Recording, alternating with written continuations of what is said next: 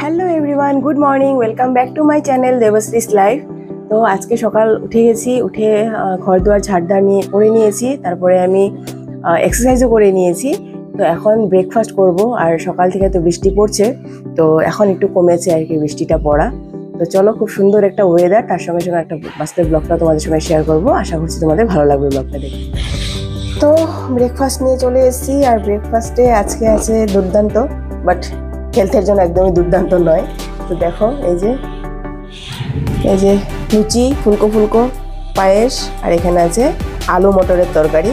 তো একদম দারুণ ব্রেকফাস্ট, জমে গেছে। বাট এক্সারসাইজ করার পরে এইসব খেলে কোনো কাজ দিবে না, সেটা আমি জানি, বাট উপায় নেই, সবাই খাবে, আমি আর আমার জন্য এক্সট্রা কী বানাবো, তো সেই জন্য একটু করে দেখিয়ে নিচ্ছি। তো দুপুরের সময়টাকে মেনটেন করে নিব, চলো খেয়ে নিই। তো আজকে দুপুরের লাঞ্চের জন্য রান্না করা হচ্ছে, এখানে ডিম সেদ্ধ করে নেওয়া হয়েছে, ডিম পোস্ত বানানো হবে। তো ডিমটাকে ভালো করে সিদ্ধ করে নেওয়া হয়েছে, এবার কড়াইতে দিয়ে দেওয়া হচ্ছে পোস্ত। এটাকে হালকা ভেজে নিতে হবে, ভেজে এটাকে আমি পাউডার করে নিব। তো হালকা আজে একটু এটাকে ভেজে নেওয়া হচ্ছে। তো এই যে এটা নামিয়ে নেওয়া হয়েছে, এখন এটাকে আমি গুঁড়ো করে নিব। তো এই যে পোস্তটাকে আমি গুঁড়ো করে দিয়েছি, পোস্ত থেকে অ্যাকচুয়ালি অয়েলটা বেরিয়ে গেছে। তো পোস্তকে কিন্তু ইংলিশে পপি সিডস বলে, তো যারা পোস্ত বললে না বোঝো, তো পপি সিডস, এটা থেকে অয়েলটা বেরিয়েছে বলে এরকম দেখা যাচ্ছে। এটা হয়ে গেছে। আর এখানে আরেকটা পেস্ট বানানো হবে, এখানে দেওয়া হয়েছে পেঁয়াজ, লঙ্কা, আধা টমেটো মানে হাফ টমেটো, আর দেওয়া হয়েছে কয়েকটা ইলাইচি মানে রোয়া, মানে ইলাইচি, গোটা ইলাইচি দেওয়া হয়েছে এখানে, আদা আর রসুন। এইটাকে একটা পেস্ট বানিয়ে নিতে হবে। তো এই যে পেঁয়াজটা রেডি হয়ে গেছে, এখানে আমি আবার বলে দিচ্ছি, এখানে আছে পেঁয়াজ, রসুন, আদা, টমেটো, কাঁচা লঙ্কা আর এলাইচি।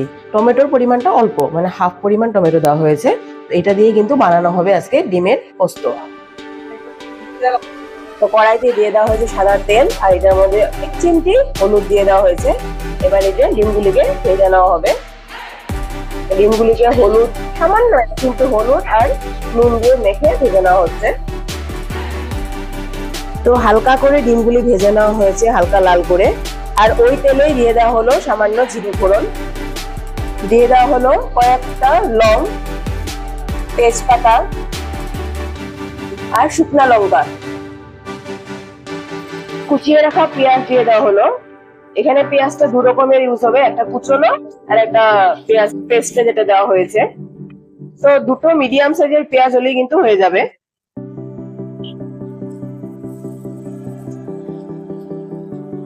তো পেঁয়াজটাকে ভালো করে ভেজে নেওয়া হচ্ছে, একটু লাল লাল করে পেঁয়াজটাকে ভেজে নেওয়া হচ্ছে। আর এবার অ্যাড করে দেওয়া হলো বেটে রাখা পেঁয়াজ বাটাটা।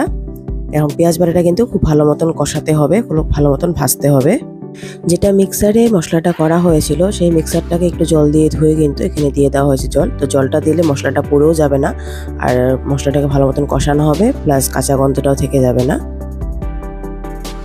মশলাটার থেকে কিন্তু খুব সুন্দর একটা গন্ধ বেরিয়েছে।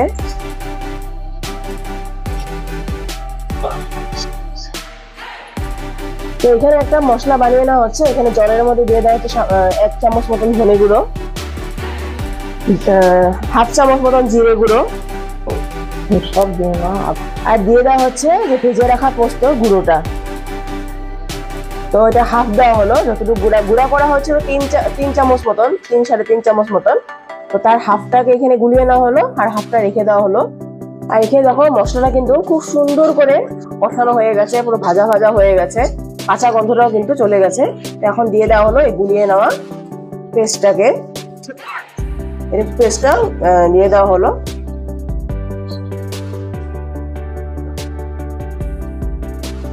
আর সঙ্গে সামান্য জল অ্যাড করে দেওয়া হলো, দিয়ে দেওয়া হচ্ছে নুন পরিমাণ মতো। তো এটা তো মাখা মাখা গ্রেভি হলে বেশি ভালো লাগবে, বেশি জল দিলে তো ভালো লাগবে না, সেই পরিমাণ নুনটা দিতে হবে। আর এটা কিন্তু এরকম বৃষ্টির দিনে, মেঘলা দিনে কিন্তু রুটি, পরোটা বা লুচি বা পোলাও, ফ্রাইড রাইস এইসবের সঙ্গে খেলে কিন্তু খুবই ভালো লাগবে। ভাতের সাথেও খাওয়া যাবে অবভিয়াসলি, বাট ওইসবের সঙ্গে খেলে কিন্তু বেশি ভালো লাগবে। আর যখন রান্নার কোনো কিছু মনে পড়ছে না, কোনো মেনু মনে পড়ছে না, তখন কিন্তু এইভাবে তোমরা ডিমের এই পোস্তটা বানিয়ে নিতে পারো, খুব সুস্বাদু হবে, সবাই কিন্তু হাত চেটে খাবে একদম। তো কোনো রকম সবজি ছাড়াই কিন্তু খুব সুন্দর একটা রেসিপি হয়ে যায়। দিয়ে দেওয়া হলো সামান্য পরিমাণ চিনি, দিয়ে দেওয়া হলো দারচিনি পাউডার। এবার দিয়ে দেওয়া হলো ডিমগুলি।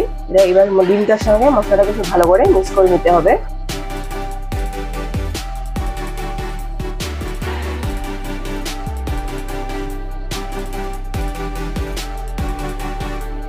আর একটু জল দেওয়া চলবে, আর সামান্য পরিমাণ জল দিয়ে কষাতে হবে, কারণ ডিমের মধ্যে যেন মশলার ফ্লেভারটা চলে যায়, সেই জন্য। তো দেখো ডিমের সঙ্গে মশলাটা কিন্তু খুব ভালো মতন কষে গেছে। এখন এই সামান্য পরিমাণ জল দিয়ে দেওয়া হবে এটা গ্রেভির জন্য। তো একদমই খুব কম পরিমাণে জল দিতে হবে, মাখা মাখা হবে এটা। কালারটা কিন্তু খুব সুন্দর এসছে, আর গন্ধও কিন্তু দুর্দান্ত বেরিয়েছে।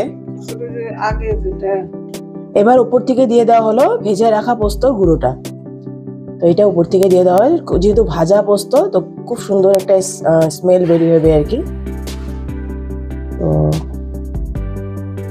ফ্লেভারটাও দারুণ হবে।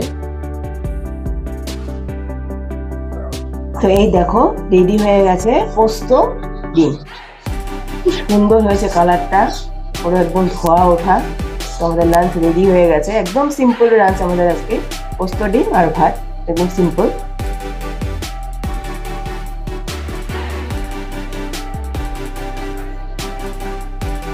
তো লাঞ্চের প্রিপারেশন তো হয়ে গেছে, আমি আর মা ফটাফট বানিয়ে নিয়েছি। আজকে বৃষ্টির দিন হালকা বানানো হয়েছে আর কি, সেরকম কিছু একটা করা হয়নি। তো বানিয়ে নিয়ে ভাবলাম যে বৃষ্টিটা কমছে এখন, একটু বাইরে বেরোলাম। তো অ্যাকচুয়ালি সারাদিন তো বৃষ্টি পড়ছে, তো সেই জন্য আর কি বাইরে বেরোনো হচ্ছে না, ঘরের মধ্যে থাকতে থাকতে ভালো লাগছে না একদম। তো ভাবলাম যে একটু বাইরে আসা যাক। তো বাইরে আসলাম, তোমাদের একটা জিনিস দেখাবো, দাঁড়াও। তো এটা আমাদের 12 মাসের আম গাছ। তো এই দেখো কড়ি এসছে, এই যে ফুল এসছে, এই যে এখানে এসছে, এই যে এসছে। তো এরকম কড়ি এসছে। তো অ্যাকচুয়ালি এখন তো আসে না, আমের কোনো ফুল আসে না, বাট এই গাছটা যেহেতু 12 মাস আম, 12 মাস ফুটবে মানে লাগবে আর কি, সেই জন্য অনেকগুলি এসছে। কিন্তু এই যে এখানে এসছে, এদিকেও এসছে। তো আমগুলি থাকবে না না আমি জানি না, বাট কুড়ি তো এসছে ঠিকই। আর গাছটা কিন্তু বেশ এরকম ছোট্ট ছাকড়া, এরকম এই যে ছাকড়া গাছটা কিন্তু। তো ভালো লাগছে যে গাছে মানে ফুল এসছে আর কি। তো এই সময়টাতে তো ফুল আসার কথা না, কারণ যেহেতু 12 মাসি গাছ তখন সেজন্য এসছে আর কি। কারণ আমের ফুল তো সেই ফাল্গুন মানে মাঘ ফাল্গুন এরকম সময়তে আসে আর কি, ড্রাই সময়টাতে আসে আর কি, এইটাই। আর তোমাদেরকে বলেছিলাম আমি যে আমাদের ইলাইচি গাছের ফুলের কথা। তো এই যে কিছু তো বাদরে খেয়ে নিয়েছে, আর কিছু আছে ওই সাইডেও আছে, এই যে আছে। মা এটাকে বেঁধে দিয়েছে, তো এরকম ভাবে ছড়ানো থাকলে না বাদরের বেশি অত্যাচার করে, সেই জন্য এইভাবে বেঁধে দিয়েছে। তো গাছপালাগুলিতে জল পড়াতে পুরো সবুজ হয়ে গেছে, একদম ক্লিন হয়ে গেছে গাছপালাগুলি, দেখতে কিন্তু বেশ ভালো লাগছে। গাছপালা খুব সুন্দর হয়ে গেছে। ও আমার ভুলেই গেছি, আমি এখন দেখতে পেলাম ওয়াশিং মেশিনে কাপড় দিয়েছিলাম, মেলতে ভুলে গেছি। তো মেলতে হবে, অ্যাকচুয়ালি মার সঙ্গে রান্নাঘরে করছিলাম কাজবাজ, তো সেই জন্য ভুলে গেছি অ্যাকচুয়ালি। আর আমি এখনো ফ্রেশ হইনি, ফ্রেশ হবো, যাবো আর এখন স্নান করতে, একটা কাজ আছে, কাজটা করে তারপরে যাবো আর কি। তো দেখো বা গাছের অনেক তোলা হয়েছে পুজো দেওয়ার জন্য, তারপরও এতগুলি ধরে আছে, ভালো লাগছে, বেশ সুন্দর।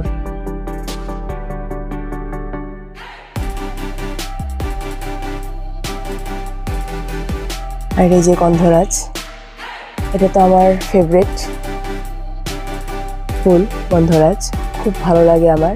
গন্ধরাজ আর রজনীগন্ধা এই দুটো আমার ফেভারিট ফুল।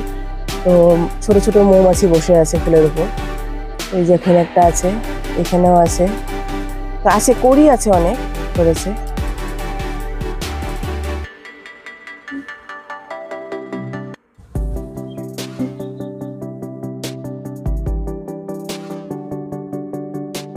আর এই যে কাঠগোলাপ গাছও কিন্তু কলি এসছে। তো আমাদের আগে বাড়িতে অনেক বড় একটা কাঠগোলাপ গাছ ছিল, বাট সেটাকে কেটে দেওয়ার পরে মানে ছিল না, তো এটা আবার আনা হয়েছে।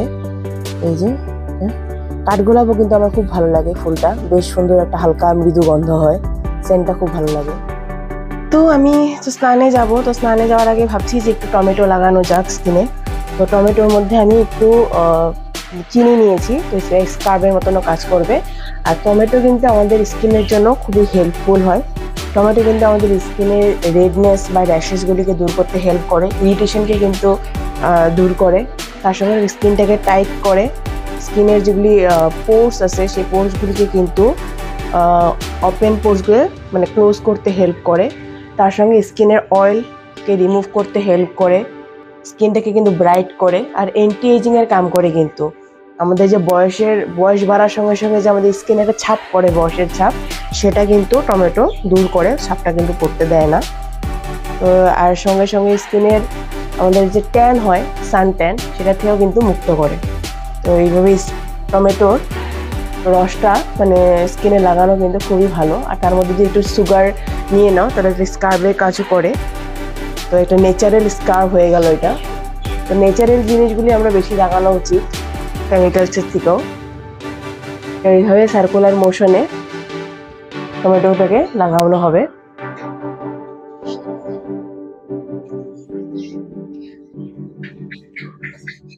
স্কিনের যদি একনে প্রবলেম থাকে, কারো যদি ব্রণ হচ্ছে, সেটাও কিন্তু দূর করে এই টমেটো। অনেক বেনিফিট আছে কিন্তু টমেটোর মানে স্কিনের জন্য। আর অবভিয়াসলি আমরা তো স্যালাড তো আমরা খেতেই লাগে, কারণ স্যালাড আমাদের শরীরের জন্য খুবই উপকারী। প্রচুর পরিমাণে ফাইবার্স থাকে যেগুলি আমাদের শরীরের থেকে ফ্যাটটাকে দূর করতে হেল্প করে, স্কিনের ফ্যাট রিমুভ করতে হেল্প করে আমাদের এই ফাইবার। তো যেরকম খাওয়া উপযোগী সেরকম কিন্তু স্কিনে লাগানোটাও খুব উপযোগী।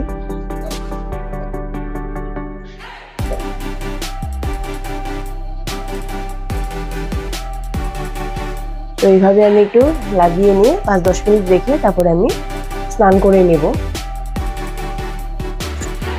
আর যেটা জিনিস আমরা ফেসে লাগাই সে সেম জিনিসটা কিন্তু আমরা নেকেও লাগাতে লাগে, কারণ তাহলে কমপ্লেক্সনটা সেম থাকবে, ফেসের সঙ্গে নেকের যেটা স্কিন কমপ্লেক্সন সেটা সেম থাকবে।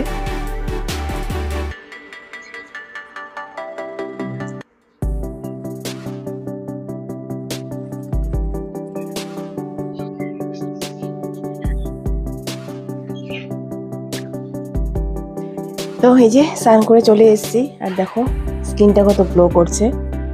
তো এইভাবে কিন্তু তোমরাও ন্যাচারালি স্কার্ব করতে পারো, খুব সফট হয়ে গেছে কিন্তু স্কিনটা। আর এখন আমি কিচ্ছু লাগাইনি, কোনো ধরনের ক্রিম আমি স্কিনে লাগাইনি এখনো পর্যন্ত। তো এখন যাই লাঞ্চটা করে নেই, আর চুলটাকে এমনি হালকা জল দিয়ে ধুয়ে দিয়েছি আজকে। তো চলো লাঞ্চটা করে নেই। তো তোমাদেরকে স্কিনটা দেখাবো বলে আমি ক্যামেরাটা অন করলাম। দেখো ন্যাচারাল জিনিস কিন্তু আমাকে খুব স্যুট করে, আর আমি খুব ন্যাচারাল জিনিসের উপরে থাকি অ্যাকচুয়ালি, কেমিক্যাল জিনিস খুব কমই লাগাই আমি।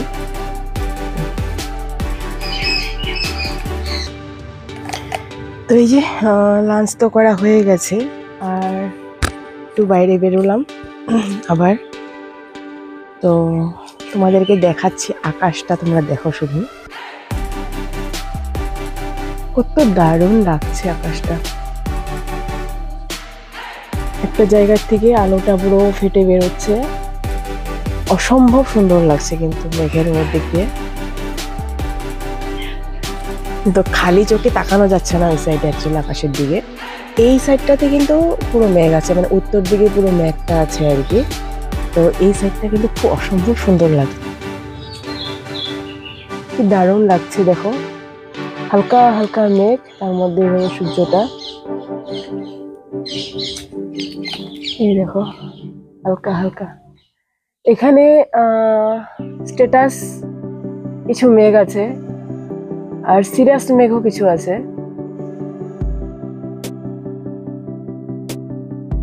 সুন্দর। তো আজকে ভিডিওটাকে আমি এখানেই রাখবো। আশা করছি তোমাদের আমার ভিডিওগুলি দেখতে ভালো লাগছে। তো যদি ভালো লেগে থাকে তো প্লিজ লাইক করো, শেয়ার করো, সাবস্ক্রাইব করো আমার চ্যানেলটাকে। নতুন আবার একটা ব্লগ বা ভিডিওতে তোমাদের মধ্যে হাজির হবো। ততক্ষণ সবাই সুস্থ থাকো, ভালো থাকো, টাটা।